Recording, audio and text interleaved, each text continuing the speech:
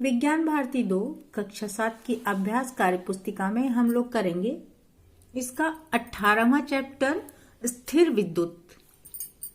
शुरू करते हैं। जब कुछ वस्तुओं को आपस में रगड़ा जाता है तो उनमें अन्य हल्की वस्तुओं को आकर्षित करने का गुण आ जाता है। इसी गुण को वस्तु का आवेशित होना कहते हैं।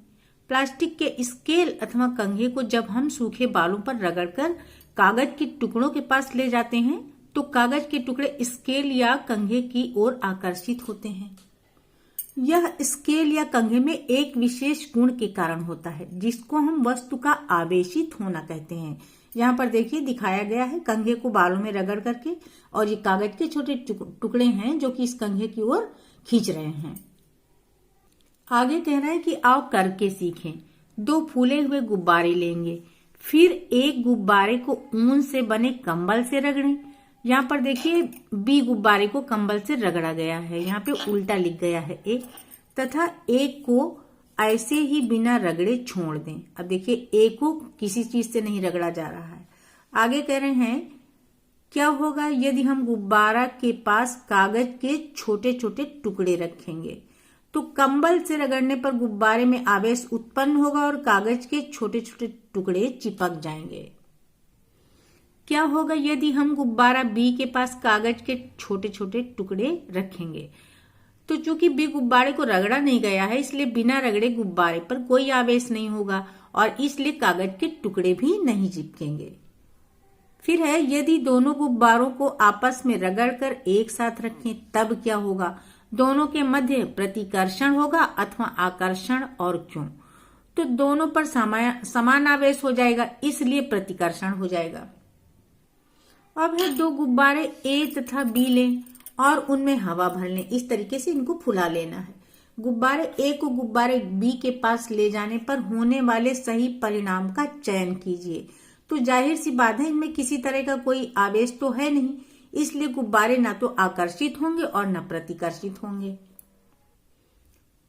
अब है 2 गुब्बारे ए तथा बी लें और उनमें हवा भरकर उनमें से केवल एक गुब्बारे को ऊनी कपड़े से रगड़ें और दूसरे गुब्बारे के पास ले जाएं। ऐसा करने पर क्या होगा, सही विकल्प चुनिए। तो देखिए जिस गुब्बारे को रगड़ा जाता है ऊनी कपड़े से उसमें आवेश आ जाता है और इसमें कोई आवेश नहीं है, इसलिए इसको ये आकर्षित करेगा अपनी ओर, तो गुब्बारे आकर्षित होंगे। फिर कह रहे हैं 2 गुब्बारे ए तथा बी लें और उनमें हवा भरकर दोनों गुब्बारों को ऊनी कपड़े से रगड़कर पास पास लाएं। ऐसा करने पर क्या होगा, सही विकल्प चुनना है। गुब्बारे आकर्षित होंगे नहीं, गुब्बारे प्रतिकर्षित होंगे, क्योंकि दोनों में समान आवेश आ गया है ना, इसलिए ये एक दूसरे को प्रतिकर्षित करेंगे।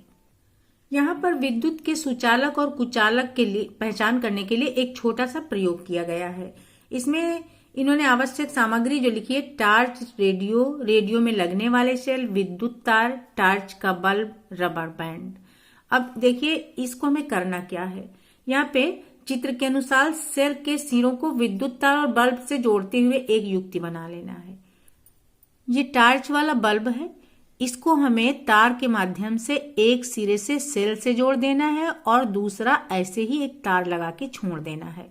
सेल से एक और तार हमें इस तरफ से लगा देना है। उसके बाद हमें सुचालक और कुचालक की पहचान करने के लिए यहाँ पर उन वस्तुओं को लगाकर चेक करना है।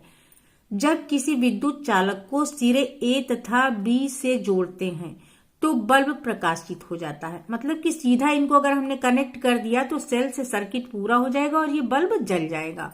और किसी विद्युत रोधी को सिरे ए तथा बी के बीच में जोड़ देते हैं तो वह प्रकाशित नहीं होगा। अगर इन दोनों के बीच में हम कोई प्लास्टिक की चीज ला दें, जैसे कि प्लास्टिक विद्युत रोधी है, तो ये बल्ब नहीं जलेगा।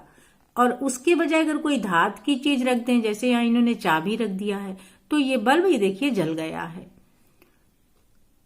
निम्नलिखित वस्तुओं को सिरे ए तथा बी से जोड़कर विद्युत चालक और सुचालक की पहचान करना है।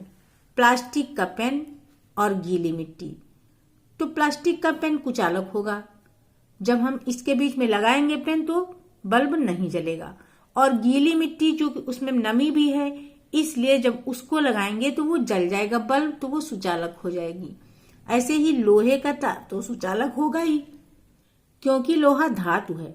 लेकिन पत्थर का टुकड़ा जब लगाएंगे तो वो कुचालक हो जाएगा, बल्ब नहीं जलेगा। पेंसिल की लीड लगाएंगे तो बल्ब जल उठेगा, सुचालक है पेंसिल की लीड। और कांच का टुकड़ा जब लगाएंगे तो बल्ब नहीं जलेगा, इसलिए कांच का टुकड़ा कुचालक है।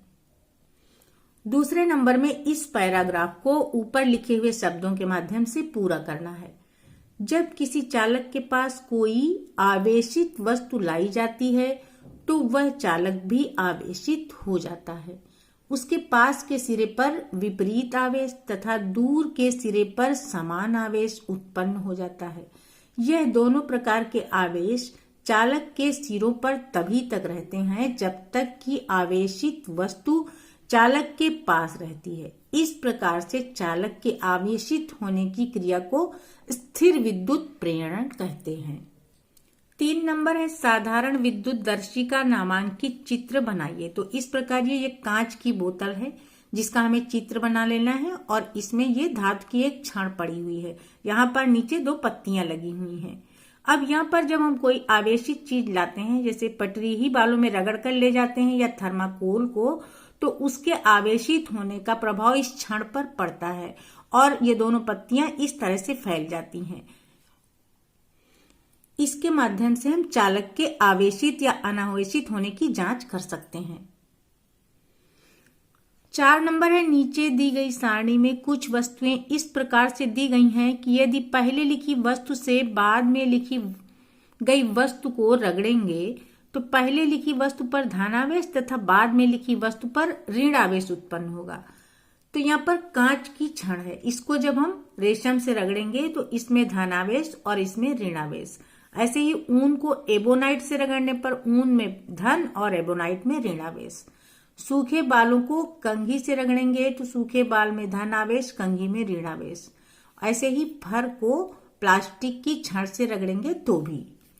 अब कह रहे हैं कि उपरोक्त सारणी की सहायता से निम्नलिखित सारणी को पूरा कीजिए। पारस्परिक घर्षण में प्रयुक्त वस्तुएं यहाँ लिखी हैं और उसकी वजह से जो आवेश उत्पन्न हो रहा है वो इधर हमें लिख देना है। तो सूखे बाल में कंघी करने पर धन आवेश होगा सूखे बाल पे और ऋण आवेश होगा कंघी पर। रेशम के कपड़े को कांच की छड़ से रगड़ने पर कांच की छड़ में धन आवेश होगा और रेशम के कपड़े पर ऋण आवेश। एबोनाइट को ऊन से जब रगड़ेंगे तो ऊन पे धन आवेश होगा और एबोनाइट पे ऋण आवेश हो जाएगा। 5वां है सही विकल्प चुनिए। आवेश कितने प्रकार के होते हैं? तो 2 प्रकार के हम लोग देख चुके हैं। तड़ित चालक बनाया जाता है तांबा से और विद्युत धारा का मात्रक होता है एम्पियर। समान प्रकार के आवेशों में क्या होता है? प्रतिकर्षण। हमने गुब्बारे वाले प्रयोग में